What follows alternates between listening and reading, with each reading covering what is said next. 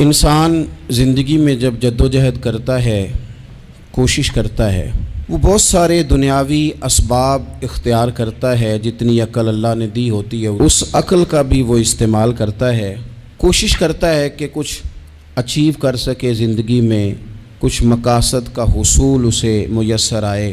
عزیز بھائیوں، ایک بات اپنے ذہن میں اچھی طرح بٹھا لیں اور لکھ لیں کہ زندگی میں جو کسی بندے کو کامیابی حاصل ہوتی ہے وہ رب تعالیٰ کی مدد سے حاصل ہوتی ہے۔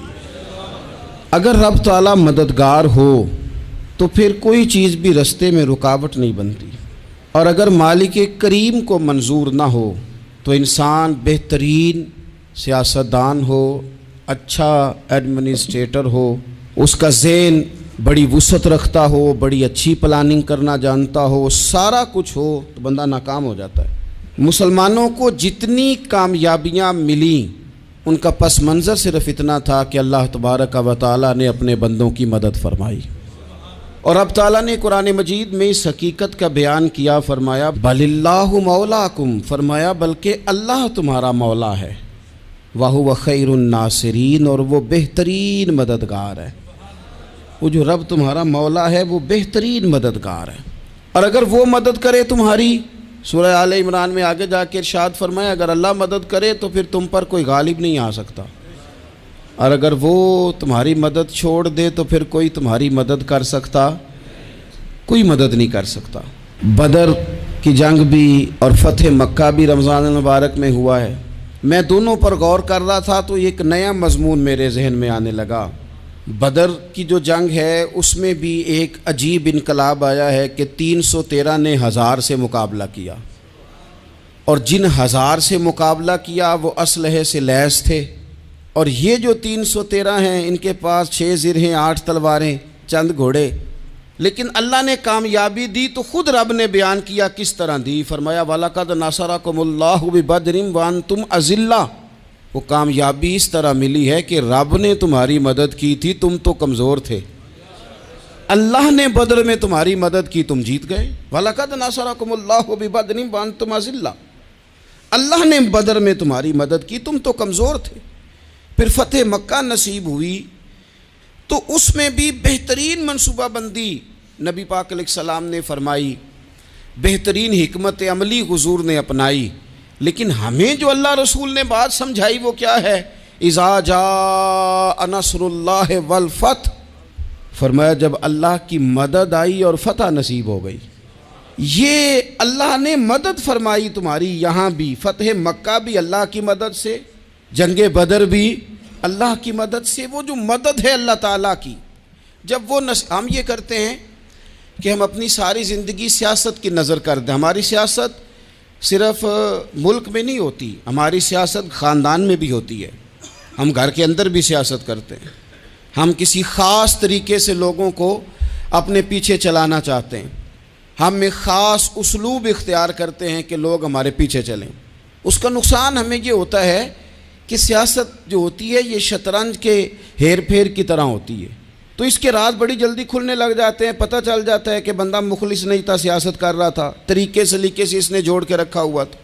ہم ہر جگہ سیاست کے بل بوتے پر چیزوں کو لے کے چلنا چاہتے ہیں، سیاستیں ناکام ہو جاتی ہیں، سیانے لوگ فیل ہو جاتے ہیں، بچتا صرف وہی ہے جس کے پیچھے رب تعالیٰ کی مدد شامل حال ہوتی ہے۔ اپنی زندگی کے اندر ہم جو کچھ بھی کر رہے ہیں، جس شعبے سے بھی ہمارا تعلق ہے، آج ہم نے اس بات پہ غور کرنا ہے کہ پہلے تو یہ غور کر لیں کہ جو کام ہم کر رہے ہیں کیا وہ کام ایسا ہے کہ اس میں اللہ کی مدد ہمیں ملے گی؟ اگر آپ کوئی معاذ اللہ ناجائز کام کر رہے ہیں، فعل حرام کا ارتکاب کر رہے ہیں، تو اس میں تو مدد الہی آئے گی نہیں۔ پہلے تو یہ دیکھیں جو کر رہے ہیں وہ کام مدد الہی والا ہے، اور اگر اللہ تعالیٰ کی مدد والا وہ کام ہے پھر اس پر غور کریں کہ کیا ہم نے مالک سے مدد کا سوال کیا ہے، ہمیں مدد میسر آ رہی ہے۔ وہ میں نے بزرگوں سے ایک بات سنی تھی، وہ بڑی یاد رہ گئی۔ وہ فرمایا کرتے تھے قابلیت بھی بڑی چیز ہے لیکن قبولیت سب سے بڑی چیز ہے۔ قابل ہونا بھی بڑی بات ہے لیکن زیادہ بڑی بات یہ ہے کہ اس کی بارگاہ میں قبول بھی ہے کہ نہیں۔ اپنی زندگی میں اللہ کی مدد کی طرف بڑھیں، مالک کی مدد کا حصول اختیار کرنے کی کوشش کریں، اللہ کے ساتھ اپنے آپ کو جوڑیں۔ اگر اللہ کی مدد نصیب ہو، یہ جو ہم جتنا ڈرتے رہتے ہیں، سہمے رہتے ہیں، پریشان رہتے ہیں کوئی کیا کر دے گا، ہمارے ہاں نا ہر شعبے میں معاذ اللہ ایک مافیا ہے، الا ماشاء اللہ۔ وہ مافیا کہتا ہے میرے ساتھ ملو گے تو میں چلنے دوں گا، ورنہ میں نہیں چلنے دوں گا، مارکیٹ میں آ ہی نہیں سکتا فلانا بندہ، چونکہ یہاں ہمارا قبضہ ہے۔ اور میرے بھائی پھر بہت سارے لوگ جن کی نیتیں اور ارادے بڑے اچھے ہوتے ہیں شروع میں، وہ بھی اس مافیا کا شکار ہو جاتے ہیں اور ان کے رنگ میں رنگ جاتے ہیں۔ یاد رکھنا، کسی شخص کی بلیک میلنگ کا کبھی شکار نہ ہونا، کبھی کسی کی میٹھی اور مسجع مکفہ باتوں کا شکار نہ ہونا۔ کوئی کیا کر سکتا ہے اگر اللہ مددگار ہو تو؟ جس کو رب کریم اٹھانا چاہے اسے کوئی گرا سکتا ہے؟ ہم یہ ڈرے ڈرے سہمے پریشان فیصلہ کرنے کی طاقت نہیں، مجھے چلنا چاہیے کہ نہیں، اٹھنا چاہیے کہ نہیں، کرنا چاہیے، اٹھ باندھ کمر کیوں ڈرتا ہے؟ پھر دیکھ خدا کیا کرتا ہے۔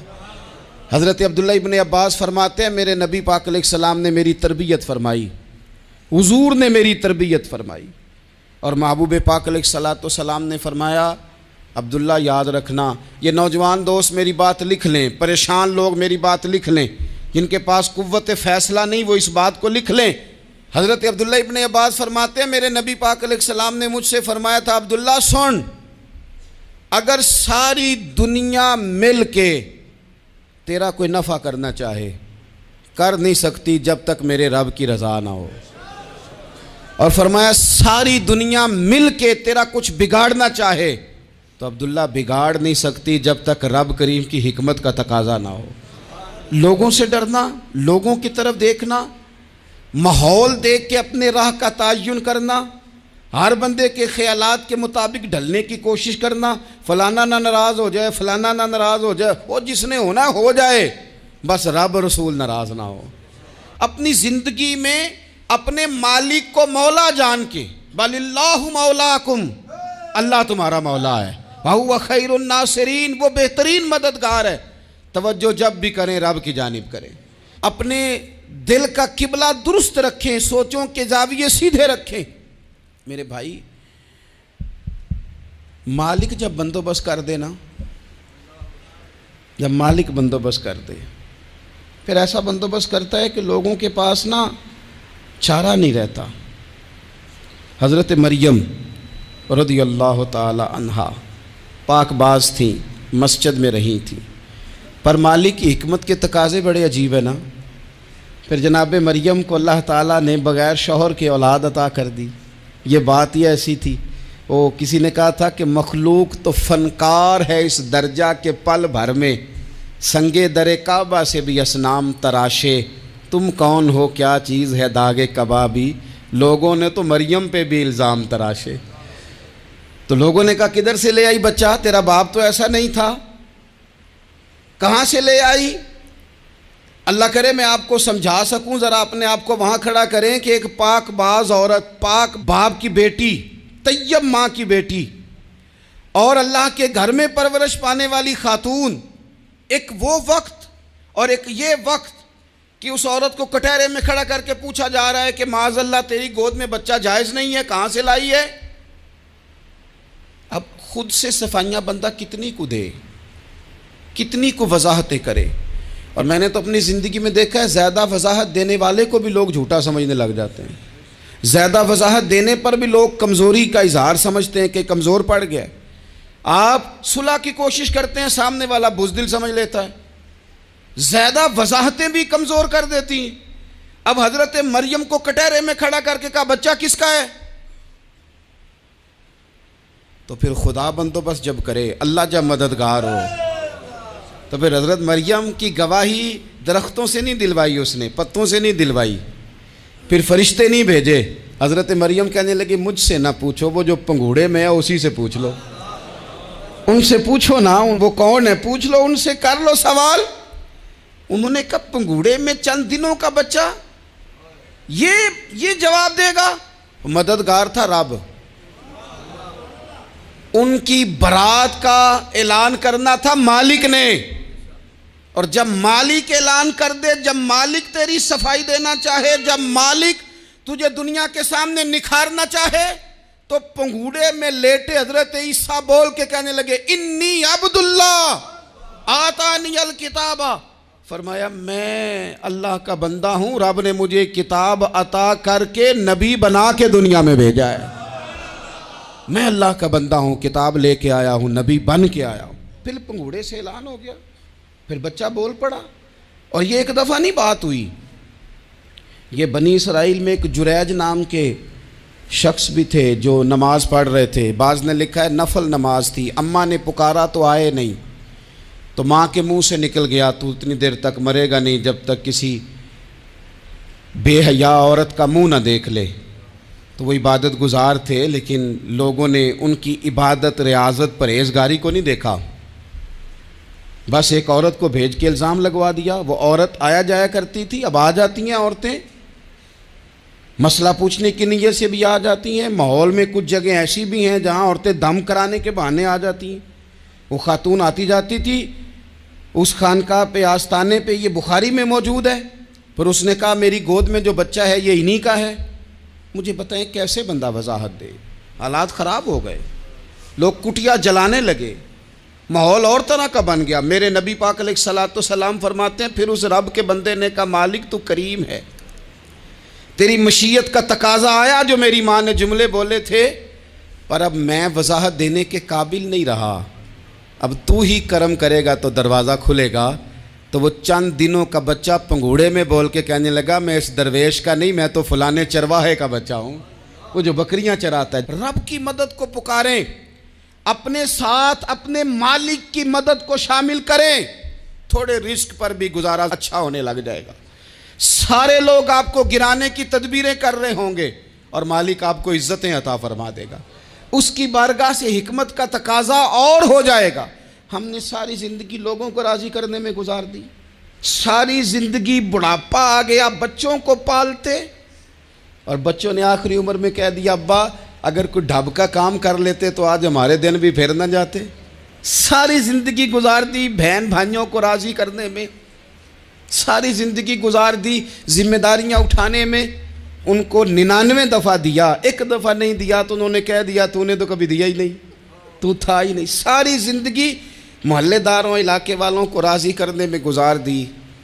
اور میں نے ایسے لوگ بھی دیکھے دین کے لیے وقت گزارا، لیکن جب بڑھاپے میں دانت کام نہ کرتے تھے تو وقت کے مفتیوں کو بھی مسجدوں کی کمیٹیوں نے کہہ دیا اب آپ کی سمجھ نہیں آتی، ہم نے خطیب کو یور رکھنا ہے، نہ دیکھو دنیا کی طرف، دنیا رلا دیتی ہے، نہ راضی کرو بندوں کو، بندے تھکا دیتے ہیں، نہ پیچھے بھاگو ہر وقت دنیا داروں کے، یہ انسان کو کمزور کر دیتے ہیں۔ وہ تو کریم ہی بڑا ہے، 2 آنسو زمین پر بعد میں گرتے ہیں، بندے کے گناہ سارے پہلے معاف فرما دیتا ہے۔ اللہ کی مدد کا حصول، اپنے مالک کی مدد کی طرف بڑھنا، آپ کو بدر کی جنگ بھی یہی درس دے گی، آپ کو احد کا میدان بھی یہی سبق دے گا، فتح مکہ بھی یہی سبق دے گا۔ میرے دوستو جب رب مدد فرمائے، جب اللہ مددگار بنے، دوستوں سے ایک بات اکثر کرتا ہوں، میں کہتا ہوں کہ جتنے درد سے آپ امیر کو اپنی کہانی سناتے ہیں نا، اور جس طرح آپ کے آنسو بات کرنے سے پہلے گر جاتے ہیں کہ غریب ہیں، بچیاں ہیں، کاروبار نہیں، او میرے سنگیو، اس سے آدھے آنسو اپنے رب کی بارگاہ میں بکھیرو، اس کے حضور عرض گزار ہو جاؤ، اس سے طلب کرو۔ ایک وقت انسان پر زندگی میں ایسا آتا ہے کہ اسے یوں محسوس ہوتا ہے کہ میرا سایہ بھی ذرا سا پیچھے ہٹ گیا ہے، اسے یوں لگتا ہے کہ میں کسی سہارے پہ ہاتھ ڈالتا ہوں تو وہ بھاگ جاتا ہے مجھ سے، لیکن مالک کی بارگاہ ایسی عظیم بارگاہ ہے، رب رسول کے آستانے اتنے بڑے ہیں کہ آپ جب وہاں کشکول طلب دراز کرتے ہیں تو جھولی پھیلانے میں دیر لگتی ہے، ان کو بھرنے میں تو کوئی دیر نہیں لگتی۔ ہم نے اپنا سوچ کا قبلہ ہی دنیا کو بنا لیا ہے۔ یہ جو اللہ والوں کی مدد ہے یہ تو ہے نہیں، اللہ ہی کی مدد ہے، لیکن یہ جو سیٹھوں کی طرف توجہ کرنا، نوابوں کی طرف توجہ کرنا، دنیا داروں کی طرف توجہ کرنا، اور اپنا مزاج اس طرح کا بنا لینا، یارو گردن کو جھکا دیتا ہے خیرات کا پتھر، جہاں میں مانگنے والوں کے سر کبھی اونچے نہیں ہوتے۔ اور اقبال کہتے ہیں غیرت ہے بڑی چیز جہانے تگ و دو میں، پہناتی ہے یہ فقر کو تاج سردارا۔ میں عرض کروں گا کہ اپنی آپ جب توجہ کا قبلہ اللہ رسول کو بنائیں گے تو رب فرماتے ہیں وَيَرْزُقْهُ مِنْ حَيْثُ لَا يَحْتَسِبُ، میں نہ تجھے وہاں سے رزق دوں گا جہاں سے کبھی تیرا گمان بھی نہیں گیا ہوگا، یہاں سے بھی مل سکتا ہے، تو نے سوچا بھی نہیں ہوگا۔ بخاری شریف میں حدیث ہے، حضرت جابر ابن عبداللہ فرماتے ہیں نبی پاک صلی اللہ علیہ وسلم نے 300 لوگوں کا ایک لشکر روانہ کیا کسی مہم کے لیے، کسی جہاد کے لیے۔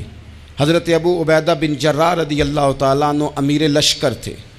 فرماتے ہیں غربت اتنی زیادہ تھی، بھوک اتنی زیادہ تھی کہ ایک ایک کھجور دن میں ایک وقت کھانے کو ملتی تھی، اور کچھ دن ایسے آئے کہ اب کھجور بھی نہیں مل رہی۔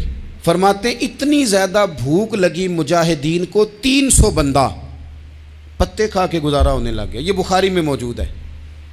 آپ فرماتے ہیں کہ دریا کے کنارے ہمارا پڑاؤ تھا، ٹھہراؤ تھا، جب بھوک سے نڈھال ہو گئے نا وَيَرْزُقْهُ مِنْ حَيْثُ لَا يَحْتَسِبُ، اللہ وہاں سے روزی دیتا ہے، گمان بھی نہیں ہوتا۔ فرماتے ہیں ایک مچھلی اللہ تعالیٰ نے دریا کے کنارے بھیجی، فرماتے ہیں وہ تھی تو مچھلی پر پہاڑ جتنی تھی۔ بخاری میں لفظ ہیں، حضرت جابر ابن عبداللہ رضی اللہ تعالیٰ عنہ فرماتے ہیں 300 آدمی 18 دن تک اس مچھلی کو کھاتے رہے، مچھلی ختم ہی نہیں ہوئی۔ مچھلیاں نہیں، مچھلی کہتے ہیں 18 دن 300 بندہ کھاتا رہا، مچھلی ختم ہی نہیں ہوئی۔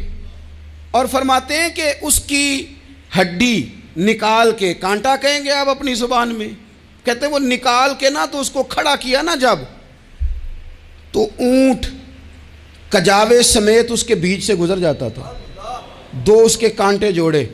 فرماتے ہیں وہ اس کا گوشت ہم کھاتے تھے اور اس کی چربی بطور تیل کے ہم جسموں پہ ملتے تھے، بیماروں کو اس سے سکون آتا تھا، تندرستی شفا ہوتی تھی۔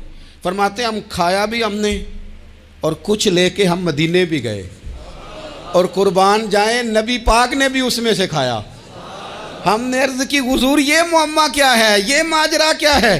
تو محبوب نے فرمایا تمہارے پاس غذا نہیں تھی، رب نے تمہارے لیے بندوبست کیا ہے، اللہ نے تمہیں دیا ہے۔ مکان شروع کر لیا، ایک صاحب نے وہ مکان بنانے لگے، آپ وہ حساب لگا رہے ہیں، کہتے ہیں میرے پاس اتنے پیسے ہیں، اتنے میں نے فلانے دوست سے کہنا ہے اس نے دے دینے، اتنے فلانے رشتہ دار سے کہنا ہے اس نے دے دینے، اتنے فلانے سے کہنا ہے اس نے دے دینے۔ یہ ساری کاپی بنا کے مکان شروع کر لیا۔ جو روز کہتا تھا نا کوئی حکم ہو جاتے 10 سب سے پہلے اس کو کہا میاں پیسے چاہیے دن، وہ کہندا ہو کل ہی منڈا ٹوریا ہے، کدے تو پرسوں 10 داتے لب جانے سن۔ میں آپ کو اپنے تجربے کی بات بتا رہا ہوں۔ جن لوگوں کا خیال ہوتا ہے نا کہ آپ سٹارٹ کریں فلانا کام، ہم آپ کے ساتھ ہیں، اللہ کا ہی کوئی نظام ہے، وہ بالکل بھی نہیں ساتھ ہوتے۔ لیکن ایسا نہیں ہے کہ کوئی ساتھ نہیں ہوتا، اللہ تعالیٰ بڑے اسباب پیدا کرتا ہے، وہاں سے دیتا ہے جہاں سے گمان بھی۔ ہمارا یہ ذہن بن جاتا ہے ہم ساری اپنے حساب سے چلتے ہیں، اتنے رشتہ داروں سے، اتنے، کون آپ کے ساتھ چلے گا؟ سوال ہی نہیں پیدا ہوتا۔ یہ سارے کام چھوڑ کے سب سے پہلے 2 رکعتیں پڑھو، اپنے رب کی بارگاہ میں، رسول کائنات کی بارگاہ میں گزارشات اور استغاثے پیش کرو، وہاں سے خیر طلب کرو۔ دنیا دار کیا دیں گے، کیا دے سکتے ہیں، کیا حیثیت ہوتی ہے کسی؟ اللہ کہتا ہے وہاں سے دوں گا۔ تو جو اللہ مال دے وہ لینا چاہیے کہ رشتہ داروں کا مال دیکھنا چاہیے؟ جو اللہ دے وہ لینا چاہیے کہ سیٹھوں نوابوں کی جیبیں دیکھنی چاہیے؟ جو اللہ دے وہ قبول کرنا چاہیے یا دیکھنا چاہیے کون سا آدمی کہاں پہنچ گیا؟ چھوڑو، اپنی مٹی پہ چلنے کا سلیقہ سیکھو۔ کسی کے سنگ مرمر پہ چلو گے تو پھسل جاؤ گے، پھسل جاؤ۔ اس پر ایک اور بات عرض کر دوں، صحیح بخاری سے، مسلم سے ایک اور بات۔ کچھ چیزیں ایسی ہیں جن سے اللہ کی مدد آتی ہے، مدد ملتی ہے۔ ایک چیز ان میں سے ایسی ہے جس سے بہت مدد نازل ہوتی ہے، وہ ہے کہ جب رب آپ کو دے نا تو پھر آپ بھی اس کے رستے میں دیں، پھر مدد آتی ہے، پھر اور آتا ہے۔ بخاری مسلم میں حدیث ہے، یہ زیادہ ہی توجہ طلب امر ہے، اس پر آپ غور کریں گے۔ حضرت ابو ہریرہ فرماتے ہیں کہ نبی پاک علیہ السلام نے فرمایا ایک شخص نے بادلوں کے اندر سے آواز سنی کہ فلاں آدمی کا کھیت اور باغ خشک ہو گیا ہے، وہاں برسو اور اس کے کھیت کو سیراب کرو۔ وہ بڑا حیران ہوا کہ بادل سے آواز آ رہی۔ پھر اس نے دیکھا کہ ایک پہاڑی پر بارش ہوئی، وہ بادل وہاں برسا، پھر نالیوں سے ہوتا ہوا پانی ایک طرف چلا تو جس نے آواز سنی تھی حضور بیان کر رہے ہیں، وہ بھی پیچھے پیچھے چلا کہ پانی کدھر جا رہا ہے۔ اس نے جا کے دیکھا کہ ایک مقام پہ ایک باغ کو وہ پانی لگ رہا ہے اور ایک آدمی وہ پانی لگا رہا ہے۔ اس نے اس سے پوچھا تیرا نام کیا ہے؟ اس نے کہا کیوں؟ کہنے لگا بتا نا۔ اس نے نام بتایا تو کہنے لگا یہی تو وہ نام ہے جو میں نے بادلوں کے اندر سے سنا ہے کہ فلاں کے کھیت کو پانی دے دو۔ اس نے کہا یار تو کیا عمل کرتا ہے کہ اسپیشل تیرے لیے بارش برسے؟ یہ بخاری پڑھ رہا ہوں، سیاستہ سے حدیث عرض کر رہا ہوں۔ اس سے پوچھا تو کیا کام کرتا ہے کہ جناب اللہ تبارک و تعالیٰ کا حکم کرم آیا کہ خاص تیرے لیے پانی برسے اور تیرے کھیت کو سیراب کرے؟ تو اس نے کہا چھوٹا ذمہ دار ہوں، پر جب فصل اگتی ہے تو 3 حصے کرتا ہوں۔ ایک حصہ اپنے بال بچوں پہ، بہن بھائیوں پہ خرچ کرتا ہوں، ایک حصہ پورا، اور ایک حصہ دوبارہ کاشتکاری پہ لگاتا ہوں، اور تیسرا حصہ خالص میں نے مسکینوں، یتیموں اور غریبوں کے لیے رکھا ہوا ہے۔ وہ جو تیسرا حصہ اللہ کرے آپ سمجھیں، وہ رب کے بندوں پہ تیسرا حصہ خرچ کرتا ہے نا، تو کریم مالک نے فرمایا جہاں سے غریب کا حصہ جاتا ہے وہ کھیت خشک نہیں رہنا چاہیے، وہ جہاں سے مسکین روٹی کھاتے ہیں وہ خشک نہ رہے، جہاں سے یتیموں کو کچھ آتا ہے کہیں اس کی فصل رہ نہ جائے۔ میں اور آپ بھی اگر اپنے مال میں مسکینوں، یتیموں، غریبوں کے حصے رکھ لیں گے تو فصلیں خشک نہیں رہیں گی، ان کے اندر تازگی آئے گی، نور آئے گا، کرم آئے گا، خاص کر خدا کی رحمت برسے گی۔ مدد اللہ سے چاہیں، اپنی توجہات کا مرکز رب رسول کی ذات کو بنائیں، پھر آپ محسوس کریں گے کہ بڑی جلدی اللہ تعالیٰ کی مدد آنے لگی ہے۔ کبھی آپ صرف کہہ دیں نا میرا رب میرے ساتھ ہے، اس لفظ میں اتنی طاقت ہے کہ دشمن ویسے زیر ہو جاتا ہے۔ زندگی میں کسی سے بھی لڑائی ہو اچھی طرح سوچ لیں کہ اللہ اس طرف ہے یا اس طرف ہے۔ اگر آپ زیادتی پہ ہیں تو پھر رب مظلوم کی جانب ہے۔ اگر اللہ کی مدد آپ کے ساتھ ہے تو دنیا کی کوئی طاقت آپ کو گرا نہیں سکتی، اور اگر آپ مظلوم کے مقابلے میں ظالم بن کے آپ کھڑے ہو گئے ہیں اور آپ نے رویہ وہ اختیار کیا ہے کہ جس میں مدد نہیں آئے گی، تو پھر یاد رکھ لیں کہ آپ کوئی بھی ہیں، کہاں بھی ہیں، آپ کمزور ہیں۔ طاقتور تھے ابتدائے اسلام میں، ظاہری طاقت تھی کفار مکہ کے پاس، وہ ڈنڈوں سے مارتے تھے غریبوں کو، ان کے ہاتھوں میں ڈنڈے تھے، پر خدائی طاقت ان مظلوموں کے ساتھ تھی۔ صاحب زرقانی نے لکھا ہے حضرت زنیرہ رضی اللہ تعالیٰ عنہ ایک لونڈی ہیں، غریب ہیں، ماڑے دا کی کام محمد نس جانا یا رونا، غریب سادی بی بی اور لونڈی کنیزہ، ایک مشرک کی کنیزہ تھی، انہوں نے کلمہ پڑھ لیا، وہ ڈنڈوں سے مارتا، دروں سے مارتا، تکلیف دیتا۔ حضرت زنیرہ رضی اللہ تعالیٰ عنہ کو اتنا مارا، اتنا مارا۔ اب آپ ایک اور پہلو پر بھی غور کریں، مار بھی پڑ رہی ہے پر خدا ادھر ہی ہے، اللہ کی مدد ادھر ہی ہے۔ رب کہتا ہے کہ پہلے تو صبر کرنا، ان اللہ مع الصابرین، تو صبر کرے گا تو پھر رب کی معیت ملے گی، ذرا ٹھہرنا، تو تھوڑا ڈٹنا۔ ان الذین قالوا ربنا اللہ ثم استقاموا تتنزل علیہم الملائکہ، تو کہے اللہ میرا رب ہے، پھر تو پہلے ڈٹ، پہلے تو نے ڈٹنا ہے۔ ثم استقاموا، جو ڈٹ گیا، تتنزل علیہم الملائکہ، ڈٹنے والے کے لیے مدد آتی، پہلے تھوڑا ٹھہرنا پڑتا ہے، پہلے تھوڑا صبر کرنا پڑتا ہے، حوصلہ کرنا پڑتا، اس کے بعد مدد آتی۔ مار پڑ رہی ہے، مارا جا رہا ہے حضرت زنیرہ کو، ان کا مالک جو ہے ظاہری آقا وہ مار رہا ہے، یہ کنیزہ ہے، اتنا مارا اتنا مارا، ان کی بینائی چلی گئی، نظر آنا بند ہو گیا۔ ابو جہل آیا اور کہنے لگا زنیرہ دیکھا نا ہمارے بت تیری آنکھیں لے گئے، معاذ اللہ، لات و منات ہمارے بتوں نے تجھے اندھا کر دیا۔ اب ایسا نہیں ہے کہ بی بی روتی جا رہی ہے، روتی جا رہی ہے، مایوسی مایوسی، معاذ اللہ، پریشانی، غریبی بڑی ہے، پوچھنے والا کوئی نہیں، یہ باتیں نہیں۔ کیا جملے ہیں خاتون کے، کیا لفظ ہیں۔ ابو جہل نے تنزیہ کہا، معاذ اللہ، کہنے لگا دیکھا نا ہمارے بتوں نے تجھے اندھا کر دیا۔ تو جناب زنیرہ آنکھوں کی بینائی گئی ہے اور رات کو گئی ہے، دکھ ابھی تازہ ہے، لیکن اللہ پہ جو توکل ہے، اپنے مالک سے جو رشتہ ہے، وہ اتنا مضبوط ہے، اتنا طاقتور ہے، اس میں اتنی گہرائی ہے کہ حضرت زنیرہ بول کے نا اتنی قوت سے بولی، اتنی طاقت سے بولی کہ پورے کفر پر لرزہ طاری ہو گیا۔ فرمانے لگی تمہارے بتوں کی کیا اوقات ہے کہ وہ میری بینائی لے جائیں؟ یہ میری رب کی حکمت کا تقاضا ہے۔ جب تک اس نے چاہا زنیرہ دیکھتی رہی، اور جب اس نے چاہا زنیرہ کی آنکھوں کی بینائی چلی گئی، اور اگر وہ چاہے گا نا تو بینائی واپس بھی کر دے گا۔ اگر ہو ذوق یقین پیدا تو کٹ جاتی ہیں زنجیریں، اگر وہ چاہے گا تو بینائی آ بھی جائے گی۔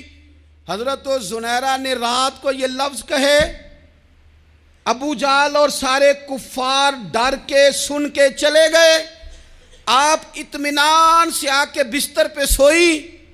جب سویرے اٹھی تو اللہ نے آنکھوں کی روشنی واپس کر دی تھی۔ آنکھوں کی اب چھڑی پکڑی ہے، بازاروں میں گھومتی ہیں، کہتی ہیں بلاؤ کدھر ہے تمہارے لات و منات، دیکھو میرے رب نے روشنی واپس کر دی۔ آ کر میرے ساتھ ادھر آ، ستمگر ہنر آزمائیں، تو تیر آزما ہم جگر آزمائیں۔ بیمار لوگوں یاد رکھو، کہہ دیا ڈاکٹر نے کہ تو بڑا بیمار ہے، تو بڑا کمزور ہے، یہ ہو گیا وہ ہو گیا، تو ڈاکٹر اپنے علم کے مطابق بات کر رہا ہے، ہوگا تو وہ جو میرا رب چاہے گا۔ کمزور ہو جانا، پریشان ہو جانا، تکلیف میں آ جانا، پتہ نہیں بات ہو گئی ہے تو جانے کیا ہو جائے گا۔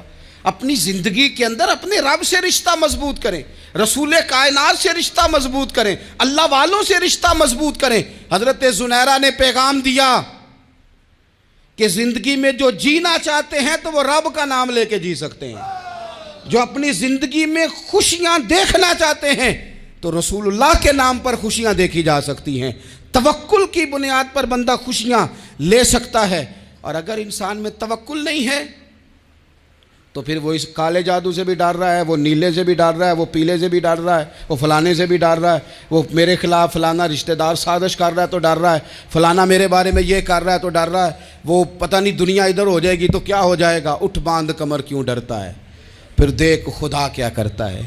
تو اس ساری گفتگو کا نچوڑ آپ کو یہ عرض کیا ہے، سب سے پہلے تو یہ کہ میدانوں میں مدد بھی اللہ کی، رزق میں مدد بھی اللہ کی، فصلیں خشک ہوں تو مدد پھر بھی اللہ کرے، تو پھر ساری مدد، اور اگر انسان بیمار ہو تو پھر بھی مدد اللہ کی۔ تو اپنے اللہ کی جانب توجہ کو بڑھائیں، آپ اللہ سے مدد کے سوالی بنیں۔ ترمذی کی ایک حدیث ہے، میں آپ کو زندگی کا تجربہ بتاتا ہوں کہ جب میں بڑا پریشان ہوتا ہوں تو یہ والی روایت کھول لیتا ہوں، مزہ دیتی ہے۔ میرے نبی پاک علیہ السلام نے فرمایا اپنے دکھ سیٹھوں نوابوں کو نہ کہنا، مالداروں کا نہ کہنا، ورنہ اللہ تمہیں کبھی غنی نہیں کرے گا۔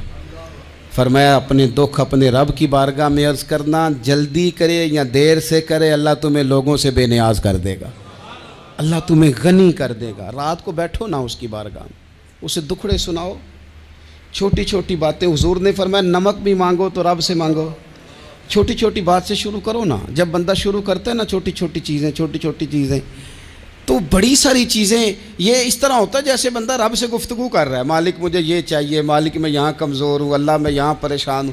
آپ یہ کر کے تو دیکھیں، لمبی لمبی دعائیں مانگ کے تو دیکھیں، اس کے حضور جوڑ کے تو دیکھیں، آپ دیکھیں گے راحت کتنی ہے، سکون کتنا ہے۔